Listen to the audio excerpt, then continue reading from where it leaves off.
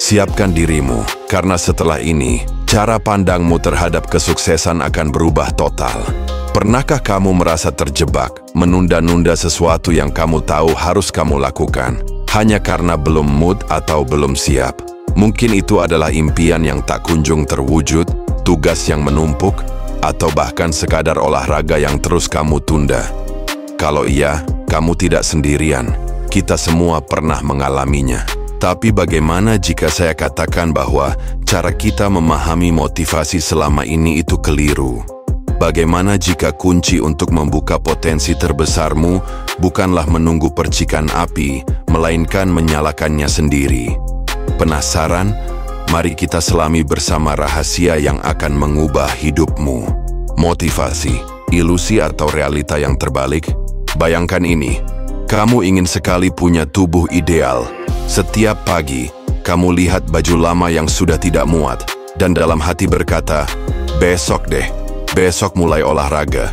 Besok tiba, kamu masih merasa malas, energi seperti terkuras. Kamu pun menunda lagi. Siklus ini terus berulang, bukan? Kita cenderung berpikir, nanti kalau sudah semangat baru aku olahraga. Tapi, coba deh balik logikanya. Apa jadinya kalau kamu mulai olahraga dulu, meski hanya 5 menit, dengan gerakan ringan sekalipun?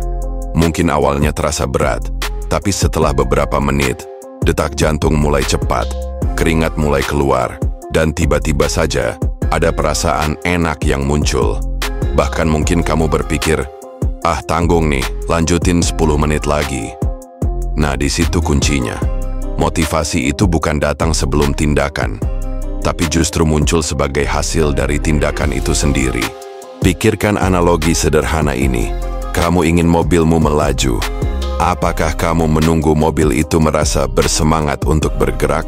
Atau kamu nyalakan mesin, injak gas, dan biarkan dia bergerak? Mobil tidak akan bergerak sendiri. Sama halnya dengan hidupmu. Kamu adalah pengemudinya dan tindakanmu adalah gasnya. Pemenang bertindak, bukan menunggu lampu hijau sempurna. Kita sering mengagumi orang-orang sukses, kan? Para pengusaha yang membangun kerajaan dari nol, seniman yang karyanya mendunia, atau atlet yang memecahkan rekor. Pernahkah kamu berpikir bahwa mereka tidak mungkin selalu merasa siap atau berani setiap kali mereka memulai sesuatu yang besar? Pasti ada keraguan, pasti ada ketakutan. Ambil contoh seorang pelukis yang ingin memulai karya seni baru. Mungkin di benaknya ada kekhawatiran. Bagaimana kalau hasilnya jelek? Bagaimana kalau orang tidak suka? Jika dia menunggu sampai semua kekhawatiran itu hilang dan merasa 100% siap, mungkin kanvasnya akan tetap kosong selamanya. Tapi pemenang, mereka akan mengambil kuas, memulas cat pertama, bahkan jika tangan mereka sedikit gemetar. Dari sapuan kuas pertama itulah, ide mulai mengalir, keberanian tumbuh, dan motivasi pun mengikuti. Coba deh, ingat-ingat momen dalam hidupmu di mana kamu ragu, tapi tetap melangkah. Apa yang terjadi setelahnya? Tuliskan pengalamanmu di kolom komentar. Ya, saya penasaran dengan cerita kalian. Menyibak tabir ketakutan, musuh dalam selimut. Ketakutan itu licik, teman-teman. Dia bukan berteriak menakut-nakutimu, tapi dia berbisik. Dia menyamar sebagai logika atau kehati-hatian. Dia membisikkan, nanti saja, ini belum waktu yang tepat. Atau, kamu perlu lebih siap lagi. Atau yang paling sering, bagaimana kalau gagal dan kamu dipermalukan? Dan tanpa sadar, kita percaya bisikan itu. Kita berhenti, kita menunda, dan kita menukar potensi kita dengan rasa aman yang palsu. Misalnya kamu punya ide brilian untuk memulai bisnis kue online. Ketakutan akan membisikkan, ah, nanti saja. Kamu kan belum punya oven profesional, belum punya akun Instagram yang bagus, belum tahu cara pemasaran. Bisikan-bisikan itu membuatmu terjebak dalam lingkaran persiapan yang tiada akhir. Sampai akhirnya idemu basi atau diambil orang lain. Ketakutan itu seperti bayangan. Semakin kamu mencoba menghindarinya, semakin besar bayangan itu terlihat. Tapi begitu kamu melangkah maju ke arahnya, kamu akan sadar bahwa itu hanya bayangan dan tidak punya kekuatan nyata untuk menyakitimu. Kebanyakan ketakutan kita berasal dari imajinasi, dari skenario terburuk yang belum tentu terjadi. Kekuatan hanya 5 menit. Ini adalah salah satu trik paling sederhana, tapi ampuh, yang bisa kamu terapkan hari ini juga. Sebut saja ini aturan 5 menit. Misalkan kamu harus menulis laporan penting, dan rasanya berat sekali untuk memulai. Otakmu sudah memprotes bahkan sebelum tanganmu menyentuh keyboard. Nah, disinilah aturan 5 menit bekerja. Katakan pada dirimu, "Oke, aku hanya akan menulis selama 5 menit. Setelah itu, aku boleh berhenti." Apa yang terjadi? Kamu mulai mengetik. Mungkin 1 kalimat, lalu 2. Setelah 5 menit, kamu mungkin akan terkejut. Kamu merasa sudah mulai masuk ke dalam tugas itu. Dopamin, hormon kebahagiaan, mulai dilepaskan otakmu karena kamu sudah memulai. Dan tiba-tiba, yang tadinya terasa mustahil kini mulai mengalir. 5 menit itu berubah menjadi 15 menit, lalu 30 menit. Dan sebelum kamu sadar, laporanmu sudah setengah jalan. Contoh lain, kamu ingin membersihkan rumah yang berantakan. Terlihatnya saja sudah bikin pusing. Pakai aturan 5 menit. Aku hanya akan membersihkan area ini selama 5 menit.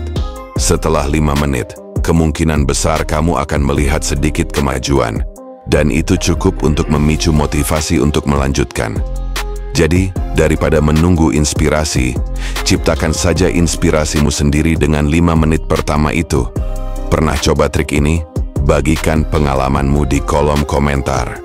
Disiplin, cinta diri yang tersembunyi. Oke, motivasi itu penting. Tapi seperti yang kita bahas, dia itu fluktuatif, datang dan pergi. Lalu, apa yang bisa kita andalkan saat motivasi sedang libur? Jawabannya adalah disiplin. Disiplin sering disalahpahami sebagai sesuatu yang kaku, menyiksa, atau paksaan. Padahal, disiplin adalah bentuk tertinggi dari cinta diri. Ini adalah janji yang kamu buat pada dirimu sendiri untuk melakukan apa yang perlu dilakukan, bahkan ketika kamu tidak ingin melakukannya. Ini tentang menghormati tujuanmu, waktumu, dan versi terbaik dari dirimu di masa depan. Bayangkan otot. Apakah ototmu akan tumbuh dengan sendirinya hanya dengan niat? Tentu tidak. Otot butuh latihan, butuh diuji, butuh diulang-ulang. Sama halnya dengan disiplin. Ini bukan bakat bawaan, tapi otot yang bisa kamu latih setiap hari. Setiap kali kamu menolak godaan untuk menunda, setiap kali kamu menepati janji pada dirimu sendiri, kamu sedang membangun otot disiplinmu. Misalnya, kamu berkomitmen untuk membaca buku 30 menit setiap malam. Di awal, mungkin sulit. Kamu lebih ingin scroll media sosial atau menonton film. Tapi jika kamu disiplin, memaksakan diri membaca 30 menit, lama-kelamaan itu akan menjadi kebiasaan. Kamu tidak perlu lagi memaksa diri, karena itu sudah menjadi bagian dari dirimu. Itu adalah disiplin dalam tindakan, bukan hanya sekadar motivasi sesaat. Konsistensi mengalahkan bakat, kisah penentu kesuksesan. Dunia ini penuh dengan orang-orang berbakat, bukan? Mereka punya ide-ide brilian, kemampuan luar biasa. Tapi kenapa banyak dari mereka yang tidak pernah mencapai potensi puncaknya? Sebaliknya, ada orang-orang yang mungkin tidak terlihat jenius di awal, tapi mereka mencapai kesuksesan luar biasa. Apa bedanya? Jawabannya adalah konsistensi. Kemajuan itu tidak datang dari inspirasi besar yang muncul sesekali. Kemajuan itu datang dari tindakan-tindakan kecil yang dilakukan secara konsisten setiap hari. Ingatlah Thomas Edison. Dia tidak menemukan bola lampu dalam semalam. Dia gagal ribuan kali. Bayangkan, ribuan kali.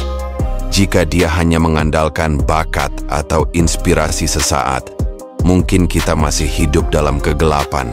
Tapi dia konsisten, dia terus mencoba, dia terus bereksperimen, bahkan ketika hasilnya nihil.